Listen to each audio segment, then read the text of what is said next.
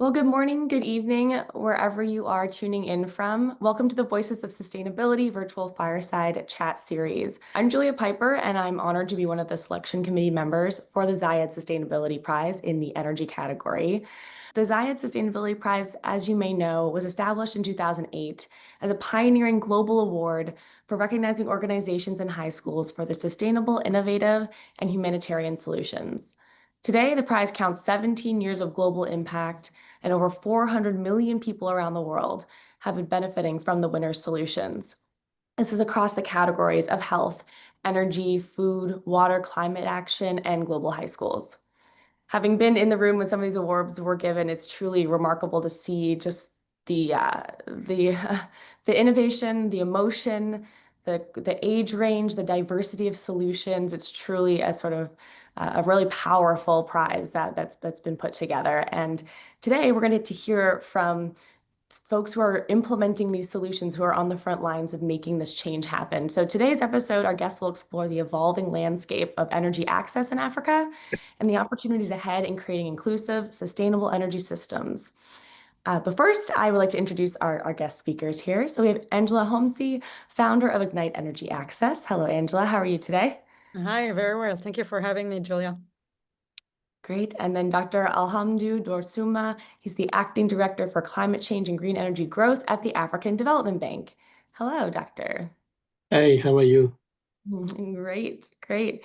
We're here at different times of day, but glad to be together. Delighted to have you both here with us. So let's get into the discussion question. So Angela, I was hoping to start with you. So to frame up for us a little bit, about Ignite Energy Access, and as you sort of answer that question, sort of, I'd love you to paint it in the bigger picture of what the future of access and energy access in Africa looks like, and what kind of innovations you think are needed right now. And of course, tell us more about Ignite as you do so, please. Thank you very much. So at Ignite, what we've always believed from the onset of building our solution is that the future of energy access in Africa, but actually all over the world, is user-centric, is decentralized, and is digitally managed. So what do I mean by that? I mean that for every individual in the world, individual business institution, being educational institution, being healthcare institution, and so on, they should be able today to access the perfect energy solution for their specific needs. And obviously, at this day and age where we are, where almost everything is digitally driven and where electricity is such a fundamental part of modern lives, it's pretty much like, to the point that it's becoming as important as having access to other very basic utilities like, water and so on. So it is something that needs to reach every person everywhere. And this energy solution needs to be fit for purpose in the way that if you are a residential rural household, you need to have a certain type of solution. If you're a full commercial grade power user, you need to have a different type of solution. And that future must also be a lot more resilient. That what is the past of energy, I would say. And it needs to reach, again, everyone, everywhere, wherever corner of the world that they're in. And as we know, in Africa, we have an incredible, huge gap that needs to be filled. What I mean, again, by those sort of buzzwords at the beginning around, user-centric, decentralized, and digital. So if you think about the way you do that by having end-to-end, fully digital platforms. And that's where the innovation comes from. Part of your questions around what are the interesting innovation in technology. So you have to have end-to-end digital platform that integrate entirely transparent logistics, value chain, payments, monitoring of the infrastructure, customer supports, and the delivery of energy as a service at scale. But digitizing every bits and pieces of your power system, you can then really deliver it at very large scale and affordably, because you really understand very well your operation on the ground. We need maximum efficiency and transparency in order to achieve universal access. This is, I think, very clear today. The other part is it needs to be user-centric in the way that is very flexible and I would say tiered and modular for the growing energy need of the consumer. And what I mean by that is you go from entry-level solar systems to hybrid inverters, to mini grids, to CNI, all different size depending on what is the need of the customers on the ground and the user on the ground, so that the customers are no longer limited by one-size-fits-all infrastructure. And because all those one-size-fits-all infrastructure, which is, I would say, the infrastructure of the past, has literally doomed so many people to darkness because then they were not accessible by so many. And either they were like, staying in darkness or getting like dangerous solutions because, again, there was no transmissions or there was no grid reaching them or for different reasons. And the tech-enabled part, is important for the logistics and supply chain and customer support and service, but it's also it's also important at the financing level. One of the reasons why, again, there is no electricity in large parts of Africa, it's because the old school, I would say, financing methodologies that were applied to rolling out those power infrastructure didn't manage to scale on the continent as well as you would want. And if you have like a different type of tech-enabled financing, which is based entirely on results, and that basically end the cycle of waste and delays that we've seen on larger infrastructure. And if this is paired with automated monitoring, verification, again, I think that transparency of data and results to the financier, then we can really scale up this type of the new generation of utility and access the institutional capital that needs to come behind it in order to make it possible. So just in short, we need that, what we do at Ignite, what we believe in as being the future of energy and the future of power, it's one that is clean, that is decentralized, that is democratized to reach every person, that is fully digitized, and that basically, with all of that in place, you have what you need to unlock a better future for everyone, and to do it now. So that's a lot happening there. You laid out the clean, distributed, digital aspect of everything you're working on. Tell us, just to paint a picture a little bit further, when there's communities in regions getting energy access for the first time, do they prioritize these types of solutions? Are there friction points? Are there policies you need to see pass first? Or is this maybe the only option available? Tell me a little bit about how this actually starts to come to fruition in reality. So what we see evolving and today is very different from where we were 10 years ago, I think, when we started Ignite, which was a very different understanding and environment. Today, what we see is that decentralized power, distributed renewable power, is not only a viable option, but I think it has really become the default pathways for electrifying a lot of remote rural community. And again, when you talk about remote rural community on the continent, you're often talking about north of 70% of population in many different countries. So this is a large amount of people. And it's become like the default now, I think, not just for a company like ours that believe in that from day one when we had just like a white paper on the topic, but I think a lot of governments have started to really put that as part of their national targets to include a quite large, sizable part of their energy need via distributed power. Obviously, our partners that are absolutely amazing at IFDB, but as well as, under Mission 300 as well with the World Bank and many other of their partners in building that effort, have also really embraced that as being the pathway for universal electricity access. And they see it as something that will enable universal access by 2030, rather than waiting another like 2 decades or longer. And I think that's important to understand that when we talk about distributed power, we don't see that whatsoever as being a lesser solution than other energy sources that are on the grid. Why do we say that? Is because what we see is even in the West, in like, from the US West Coast to India to other places, even to the UK, you see a lot of places where centralized power has struggled with disaster, weather events, fires, floods, when they happen, bad management of the grid, poor transmission, like that has not been updated because it needs like massive investments, and that's lacking. And that's sometimes like at least having a dual component of having distributed power alongside your grid power, and you can use your grid power for larger industries or for larger users versus using the distributed power, becomes something that just makes sense. It's a more resilient type of energy.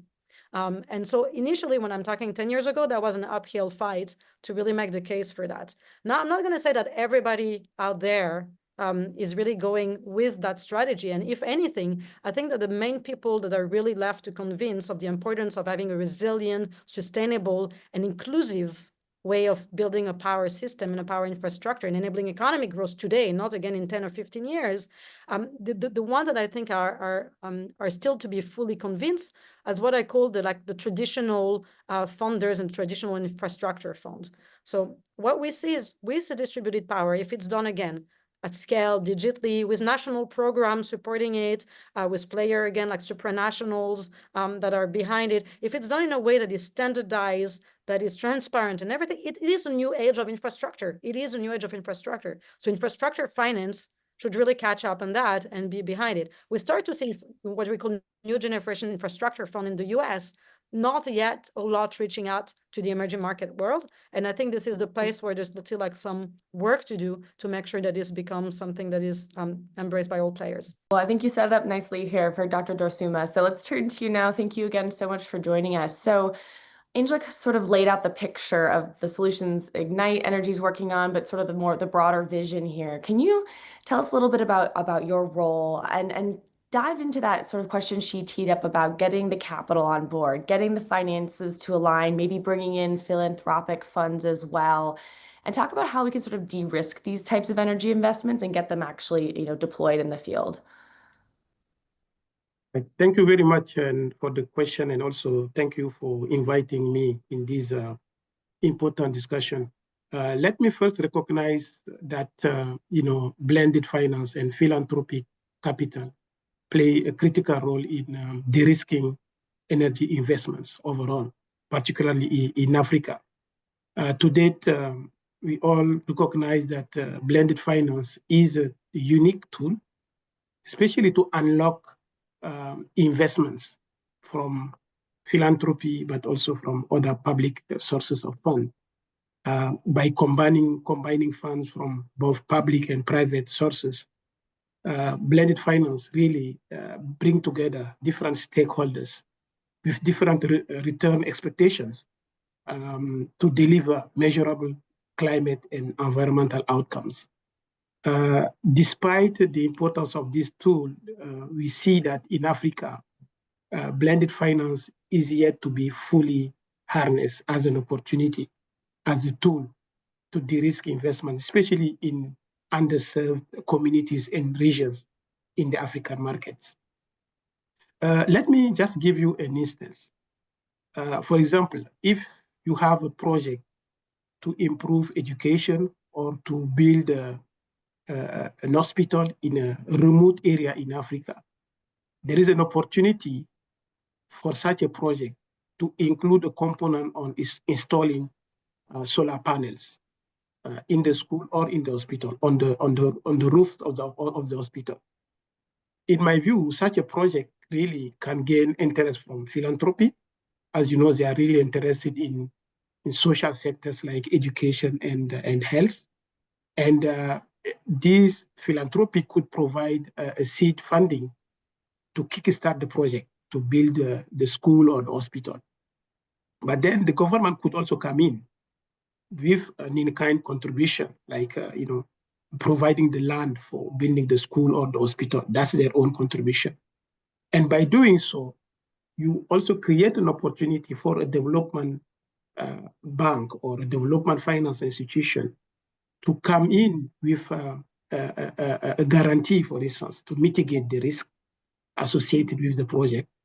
And this will help now a private investor to come in, a private investor that is interested in providing the solar panels or selling the solar panels. And this is an opportunity to just tick several boxes because such a de-risking approach can be successful with all those stakeholders coming together. The philanthropic with the seed money is using their money to start the project, because without that, the project might be seen as too risky. And you also bring in government and also a development finance institution with a guarantee to de-risk the project, so that you have private finance to come in. But then beyond really just de-risking solar power school or an hospital, such a project gives an opportunity to an investor to identify other opportunities to invest in large-scale solar energy project, for instance, that could benefit a large number of underserved communities or regions around the school or the hospital. So my point here is that beyond just providing capital to projects that usually are seen as too risky or unprofitable, a blended finance model and a philanthropic capital can play a role to and become attractive for the private sector to invest in projects that tick several boxes, as I said earlier, including generating financial returns, but also delivering positive, environmental and climate outcomes. So for me, such an approach is a very important, especially in underserved regions. This could be expanded to other sectors and areas to increase, the uptake of renewable energy generation, for instance, and support large-scale electricity distribution, among many other things that a blended finance with a philanthropic capital can do. Thank you very much. It makes a lot of sense, but there's also a lot of parties involved, right? Who sort of instigates this, doctors? Who sort of puts the pieces together? Does it really the government that has to take the first step? Do we need specific policies for this, the blended finance and philanthropic capital you're describing to happen? Does it originate maybe on the philanthropic side? Can you tell me a little bit about the pieces and how they come together? Very good question. Such a project is always triggered by at the country level, where, for instance, where I'm sitting as a development finance institution, we interact on a daily basis with our government counterparts. And they have the possibility to talk to us or to write to us to request support to a given project. And once we receive such a request, we now mobilize the potential lenders or contributors to the project. So we address them, and the government also, we discuss with them to let them know that they have a role to play. As I said, without the support from the government, it is difficult to make such a model happen. So we create a platform whereby different actors come together. The government, of course, because they made the request, but we have also partnership with several foundations. We can ask them whether they are interested in such a project, but they could come to say, okay, I'm interested, but ABC. So you trigger a conversational process to make a deal that could happen maybe in a shorter period of time or more. So a development institution like mine has an important role to coordinate all of those stakeholders.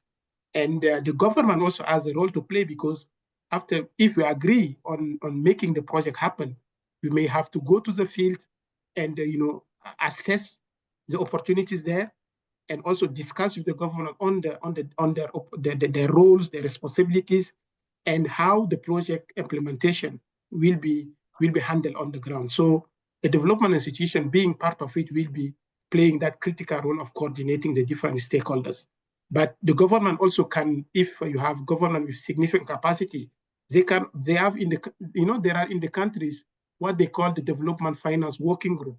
They can decide that, as part of the working group, they bring together different stakeholders to help them, design and implement the project. So this model could also be considered if a development finance institution is not available to play that coordinating role. Angela, I'd like to go back to you to sort of from your perspective. Again, we're talking big institutions coming together, governments, development banks, a lot of players sort of making this vision we're describing today come together. How do some of those small and medium enterprises also get engaged in projects like this? How do those entrepreneurs get access to capital? That's one of the persistent challenges we see faced by grassroots actors is limited access to this climate finance we've described. So how do you see institutions like yours plugging in? So I have a slightly disruptive view on that topic, which I'm happy to share. So for what I believe is like the most effective way to unlock equitable climate finance is actually to scale result-based financing in the way that you're supporting the right solution with tech-enabled, fully digital monitoring and verification process and systems, like what we call EMRV, right? And today, with those technology, when they're well implemented, you can track the deployment, you can track the usage of the power systems in real time. And that allows funders, investors, all type of investors that were described by my colleague here, to really confidently support the right actors based on performance and not on paperworks, not on stuff on papers that they pledge to deliver in the future, maybe, right? And why am I saying that? Why I'm saying is disruptive is, you know, at Ignite, we have our own in-house like EMRV platform. We give like, you know, transparency around what we're doing very clearly to the people that are backing those operations. And that's what is enabling to completely shift the mindset around this industry at very large scale. So in the sense that we're really moving that industry from the world of, okay, it's a cute solution that some local entrepreneurs or international entrepreneurs are going to do here and there to, you know, go and sell like, you know, a kit to someone to install, to really moving it to the realm of infrastructure. And why am I saying this is disruptive? Is I believe that if you really focus on the fact that here we're building the new edge of power infrastructure that will change the lives of, you know, hundreds of millions of people, you have first and foremost to really support those that are delivering. So we must be clear, the bar for climate finance should and must be high. Climate funds should go to those who can deliver verifiable outcomes. There is no time at this point to have waste, like for waste. And we really owe this to like every child that is still studying in the dark, because some people promised like an ID and that never executed on it, right? We owe it to every child, to every business, to every family that still don't have access to power. They deserve to have a working infrastructure. And based on having a universal working power infrastructure in the continent, all the micro entrepreneurs and all the family will be empowered to actually develop ideas and businesses and better educations, better health, and so forth. But we shouldn't compromise, and we should back now, urgently and quickly, those that can perform at scale and quickly to deliver the solution to as many people as urgently as possible. And now we have the tools to measure that, right? This is the mix of like, to measure it, do you mean sort of like the equipment is tracked, in what ways exactly does the digital technology enter the system to provide that transparency? If you could sort of tell a story, sort of paint the picture. So basically, like if you think about EMRV system, and we have different layers of tracking of the operation. There's things that track everything around the logistics, all the way from sourcing the solar products, etc., to getting them to the port, to like, you know, then transferring them to the hubs, and then to the mini hubs, and then to the homes of the people. All that is entirely tracked digitally. But then more importantly for the backer and the financier, once a sales and installation is made in a house, in an institution, a rural clinic, in a school, or wherever you're installing the solutions, everything is tracked digitally. So you have a digital contract and signature from the client. You have GPS location, which is pointed at the time of deployment, so that you exactly know where the installation is and where. Everything around the household is tracked digitally and transferred from ID when there is ID, or actually customers, like obviously names, numbers, everything is tracked digitally. And then the installation is tracked through photographies and digitally as well, incorporated in the digital package that prove the installation and what's being done. So basically everything at the customer level to prove that the sale has been made, the product has been installed, that it's working and working well, and the customer satisfaction and the way that is then like, you know, paying regularly over time and using the system, everything is tracked digitally. So we're not talking about having payment for promises, like people that are making promises like for what they're going to do. We're talking about rewarding results. And I think that only over time is so critical, because you see infrastructure degrade, or there's a repair that gets deprioritized. So to know that the asset continues to perform is a key piece of that puzzle. Yeah, that's great. No, thanks for letting me jump in there. I was sort of just trying to connect those dots and imagine, okay, how does this work when you leverage that digital technology? Dr. Dorsouma, going to you as well, how do you think about, as a large institution, engaging with those entrepreneurs? How do they come into the fold in that relationship you described with governments and the bank and others and philanthropy? Where do the entrepreneurs and sort of smaller enterprises enter the picture? You know, in Africa, you know, the importance of small enterprises, the so-called SMEs, they play a critical role in, you know, in the national economy. And also we realized that recently, you know, small startups are also coming in the picture with different type of needs, especially on financing. So I believe the SMEs and the small, you know, the enterprises, the entrepreneurs have specific needs that we are trying now to accommodate. Initially, as a development finance institution, we have been targeting more, you know, governments and respond to their needs, etc. recently we have realized that we need to change some of the policies in order to also address the needs of those stakeholders. For instance, at the African Development Bank, a few years ago, we have adopted a policy on municipality financing. Cities, for instance, they have specific needs, they need funding, but usually what we used to tell them, they have to go through the governments that have their own priorities, which are different from the city's priorities. We also realized recently that youth-led, startups have specific needs, especially on the green sector, like on circular economy, managing waste or collecting waste. And we have realized that the existing financing instruments we have are not designed to meet those needs. So we came up with different approaches, small scale funding instruments to address those needs. For instance, in the context of one initiative we are currently leading called the Africa Circular Economy Facility, we have set in place a funding platform to finance youth-led, startups on the circular to help them design and commercialize their circular models and approaches. And it is working very well without compromising the funding that we give to governments. We created another channel for them to also have access to resources. So I believe we are adapting our processes, our structures in order to meet the demands from the different actors that were not in the loop when our institutions were created, including cities, small enterprises, which also significantly contribute to the national and regional economies in Africa. I love that. I love hearing about how you're particularly mobilizing youth. That's one of the things about the Zayed Sustainability Prize overall, that they have that global high schools category. And until I saw the solutions that were being put forward, I was sort of like, that's an interesting approach. But these are very talented young people who are having really coming up with really complex, solutions to complex problems. And so the fact that the bank is also thinking about how to support and, engage the next generation of entrepreneurs is really exciting. So glad to hear of that. So sort of taking a step back as we start to round the bend in the conversation, how can Africa continue to sort of lead the way for the world, prove out business models? There's lots of places where these solutions may be applicable. How can Africa, do you think, become that global leader in green growth, in climate innovation, recognizing there's already a lot of innovation there? I don't want to take away from what's been done, but how do we continue to move the ball forward? Angela, we'll start with you. Sure. Look, I often say that like Africa has had an amazing track record of, out of necessity, but, to leapfrog in so many areas, right?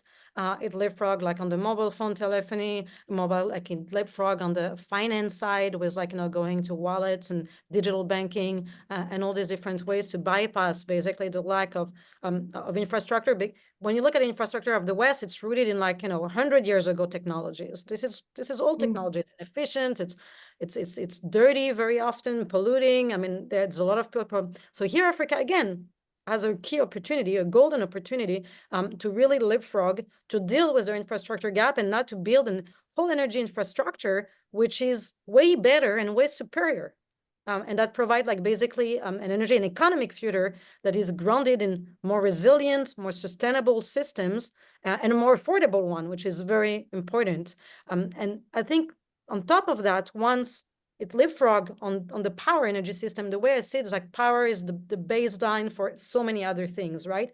So we're talking about then pushing those distributed renewable energy system to help with solar irrigation in agriculture for smallholder farmer, which is something that we deploy as well. We're working with our partners at SpaceX with internet connectivity, right? And how to push for every rural school, every rural hospitals and clinics and everywhere to have like its own dematerialized system of having access to power and internet in every shape or form, even if there's a fire or flood, etc. This is standing and this is there and that works, right? And this is providing access to vital utilities in every day and every time it's needed. So I think this is a very key thing that, Africa today can bypass the old, aging, inefficient, expensive, polluting infrastructure that we've seen that we've built in the West, and straight away get to something that is a lot more better for them. And eventually, I think that the West will eventually embrace, like the West have embraced mobile phone way after Africa at very large scale.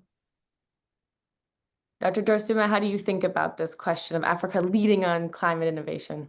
Yes, I completely agree with Angela on this, because Africa has a unique opportunity today to avoid these old and unsustainable development model based on industrialized today and clean up later on, to move to really something completely different. And there are significant opportunities in the continent for Africa to really lead on green growth and climate innovation. So there are many. I'm starting with renewable energy. We already see that investment is already growing rapidly in the continent on renewable investments, which are expected to represent $12 billion by 2030. And this is because Africa has a great comparative advantage and potential on renewables, on solar, for instance. 60% of the world's best solar energy is sitting in this continent. And these are opportunities. And it is to harness such opportunity that the African Development Bank has been implementing what we call the Desert to Power Initiative, a 20 billion program to create the largest solar zone in the world, in the Sahel, to generate 10 gigawatts of solar energy and deliver electricity, clean electricity, to about 250 million people. As also mentioned by Angela, we are partnering with the World Bank on the Mission 300 program, which is currently being developed to also contribute to that effort. But beyond the energy sector, there are other sectors that present significant potential. Africa's infrastructure needs are huge, because 70% of Africa's future infrastructure is yet to be built. And this is a unique opportunity to anticipate potential issues related to climate change on Africa's infrastructure. So we need to, this is an opportunity for instance, private sector to help, climate-proof infrastructure and help, and also get financial returns from their investment. So it's an investment opportunity. So we don't want to see Africa just as a continent of risk and challenge, or a continent of opportunity, and the opportunities are there. Another sector which is critical is agriculture. 60% of the world's cultivated land are found in the African continent. Yet Africa spends like 35 billion every year to import food, which is not acceptable. The opportunity is there, but it is not harnessed. It is also for the reason that we are implementing what we call the Africa Climate Smart Agriculture Program, the 2.7 billion program, to help harness the potential of climate smart agriculture. And I believe that you mentioned that already, the fact that Africa is a youthful population. Do you know that the median age of African youth is 19? And about 12 million African youth enter the job market every year. So this Africa's fast-growing population is our critical and most important asset, which needs to be harnessed. As was China a few years ago, when young workers in China powered the global economy. There is also an opportunity in Africa to do so. So with the right investment in quality education, technology, as mentioned by Angela, and entrepreneurship, we will be able to tap into this potential and turn it as an opportunity to drive green growth and climate innovation in the continent. Let me also finish on another critical area, cities. As you know, Africa is urbanizing rapidly, with about, with the population, the urban population currently at 7 million people, but this will double to 1.3 billion by 2050. And so instead of seeing this as a problem, I believe that this is a dividend, the so-called urban dividend, to invest in cities that are climate smart, resilient, and green, while remaining productive. because, African cities are important engines for economic growth. So we need to build cities that will help, economic growth, but also contribute to reduce greenhouse gas emissions, enhance climate resilience, and reduce poverty. Finally, I believe Africa is a land of natural resources, vast and rich natural resources, including critical minerals. 30% of critical minerals that are needed to drive the green transition in the world are sitting in this continent, including 90% of platinum, 70% of cobalt, among many others. We also have significant forests. For instance, the Congo Basin forests and peatlands play an important role in being the important carbon sink in the world. And in this area, scientists have recently discovered that there is a peat swamp that stores 29 billion tons of carbon, equivalent to 3 years of global greenhouse gas emissions. So this is a potential for carbon credits, carbon finance, and we believe that this is an untapped opportunity which is yet to be harnessed. And finally, I believe bringing in these different actors we have been talking about today will help really harness this opportunity together with governments, development banks, as we mentioned earlier, and also the private sector, because to date, private sector is scared about investing in a continent. And these are based on perceived risk which are not real. So Africa also has its own homework to do to really create a narrative, a different narrative based on evidence-based knowledge, create a knowledge economy in order for investors and different players to come and invest in all those opportunities I have just mentioned. I thank you. Wow. I wish we could talk so much longer, so I'd love to dive into any number of the items you just mentioned. We have education, as you discussed, engaging the youth, everything from harnessing critical resources to the energy deployment side, agriculture. You summarize, I think, so well the different pieces that come together in that opportunity, but also the work, I think, ahead of us. I'll be so excited to connect and watch your work years from now to see how these all came to fruition. And I hope others listening to this get engaged, because clearly Dr. Dorsouma just laid out the incredible opportunity there is in Africa today and how it's evolving, and we're seeing this become real.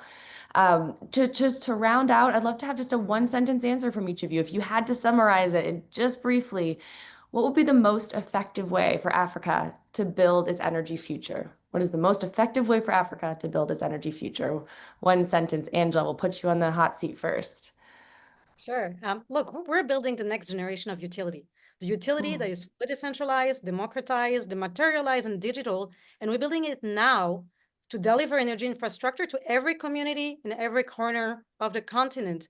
And the important thing to remember is the time has never been as ripe as it is today. We are at an inflection point where our partners are mobilized, and are mobilized at scale. M300 is an incredible effort, where the governments are mobilized, where the private sector and the technology is ready and here. So let's just do it and leave no one behind. Wonderful. Dr. Dorsouma, closing with you, what's the most effective way for Africa to build its energy future today? Let me say that, you like it or not, the green transition is already taking place in Africa. It's taking place. We cannot return back to the old model. It's already happening. But there are challenges, as we discussed, including the perceived risk of investment, as well as, the high cost of borrowing, and also, and mobilizing financing in the continent. These are challenges, but we know how to overcome those challenges.